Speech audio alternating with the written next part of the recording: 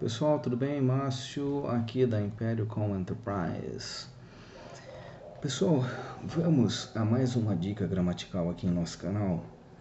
Apresentaremos uma estrutura e logo após faremos uma análise e depois um comparativo com a nossa língua portuguesa, tudo bem? A frase a ser analisada é esta aqui. What prevents someone from speaking English? What prevents someone from speaking English? Bom, traduzindo, tá? Temos a seguinte tradução. O que impede alguém de falar inglês? O que impede alguém de falar inglês? Tudo bem? Agora vamos fazer uma análise, tá? Percebe-se claramente que foi acrescido um S ao verbo prevent logo após what. What é uma palavra questionativa.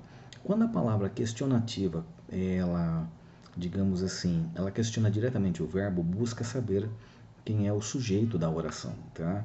Então, neste caso, né, nós estamos buscando saber quem é, digamos, o causador, tá?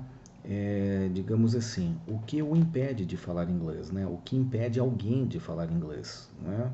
Então, quando dirigimos, né, a palavra diretamente ao verbo, quando questionamos diretamente o verbo, nós buscamos saber o causador, né? O agente causador, né? Digamos, o sujeito da oração, não é? Que até então não sabemos, não é? Porque estamos questionando. What prevents someone from speaking English? Eu quero saber, né? As pessoas apresentam uma certa dificuldade, né, para falar o inglês, então a pergunta foi dirigida justamente para identificar quem é esse causador. Então, por essa razão, nós acrescentamos o S ao verbo que estamos questionando. E aí, a utilização da preposição from, entendeu? Indica a origem. Nós queremos buscar a origem, certo? Ou seja, o causador. Então, nós estamos buscando, né? De onde vem esse causador? Alguma coisa, entendeu? Causa esse impedimento. E nós buscamos saber através, né, da pergunta ao verbo quem é esse causador. Então, logo após a preposição from, rege gerúndio, rege o acréscimo do ing, buscando, né, o que impede o ato, né? Porque o ato, ele está ali, ó, parado, alguma coisa está impedindo, tá? É como se fosse uma barreira. Então, o ato estando ali impedido, a ação não ocorre. É mais ou menos essa linha de raciocínio que nós utilizamos para poder entender a estrutura, para que possamos utilizá-la e ser entendidos através dela. Portanto, ó, um conselho é o seguinte: não devemos focar diretamente na gramática, mas não devemos ignorá-la, porque é através dela que nós conseguimos trabalhar uma comunicação, seja ela escrita ou falada, tá? Então, essa estrutura, né? What prevents someone from speaking English significa o que o impede ou o que impede alguém, não é, de falar inglês. Agora, podemos utilizar, por exemplo, o verbo stop. Ele tem o mesmo efeito. What stops someone from speaking English? O que impede alguém de falar inglês? Nós estamos trabalhando a terceira pessoa do singular. Mas o problema é que o S que nós acrescentamos tanto no verbo to prevent ou no verbo to stop, ele de certa forma trabalha a ideia de terceira pessoa do singular, porque quando isso acontece, né, é como se a palavra questionativa ela agisse como terceira pessoa do singular de forma afirmativa. É mais ou menos para que possamos ter uma ideia.